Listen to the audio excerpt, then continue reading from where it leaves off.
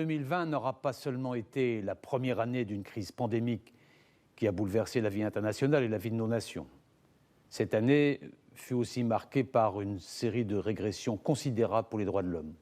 En Biélorussie, l'aspiration démocratique d'un peuple a été balayée par la violence. Un opposant politique russe a été victime d'une tentative d'assassinat au moyen d'un agent neurotoxique de qualité militaire fabriqué par la Russie. Après avoir frôlé la mort, Alexeï Navalny est aujourd'hui en prison. De la région chinoise de Xinjiang, nous parviennent des témoignages et des documents concordants qui font état de pratiques injustifiables à l'encontre des Ouïghours et d'un système de surveillance et de répression institutionnalisé à grande échelle.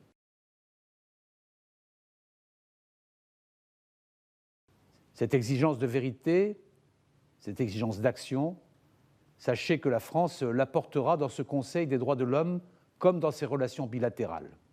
Partout, je dis bien partout, aucun pays ne sera exempt de notre attention.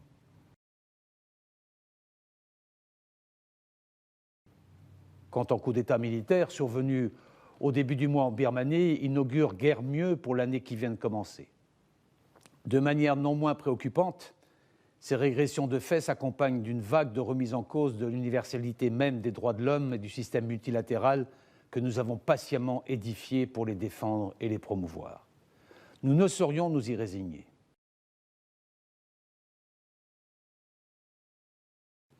Je tiens aussi à rappeler que certains pays, à commencer par l'Iran, considèrent que les libertés académiques, la liberté de chercher, d'enseigner, de publier, doivent être subordonnées à des approches qui relèvent clairement de la prise d'otage. Je pense évidemment à Fariba Adelkhah, dont nous continuerons à demander la libération définitive et à le faire sans relâche. Enfin, notre engagement contre l'impunité reste entier. L'absence de sanctions pour les auteurs de violations des droits de l'homme n'est pas uniquement une injustice patente, c'est aussi toujours un signal absolument désastreux.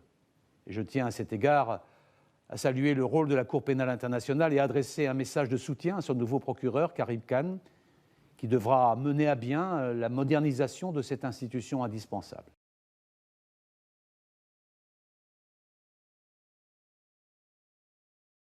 Outre la lutte contre l'impunité dans le cadre des juridictions internationales et de nos juridictions nationales, nous entendons agir dans le cadre de l'instrument des sanctions, aussi bien aux Nations Unies que dans le cadre de l'Union européenne. Nous l'avons déjà fait, par exemple, en agissant avec nos partenaires pour placer sous sanction des trafiquants d'êtres humains en Libye.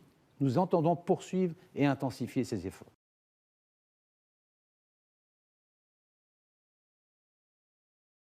La France est très fière d'être de retour au sein de ce Conseil des droits de l'homme que nous voulons contribuer à renforcer puisque l'efficacité de notre action collective en dépend. Il est évident qu'il doit disposer d'un financement adapté à l'importance de sa mission. La suppression des débats généraux de la session de juin, faute de budget, n'est tout simplement pas acceptable, pas plus que les atteintes au multilinguisme au nom de restrictions budgétaires. L'enjeu, c'est aussi de travailler différemment pour éviter que le Conseil ne se disperse.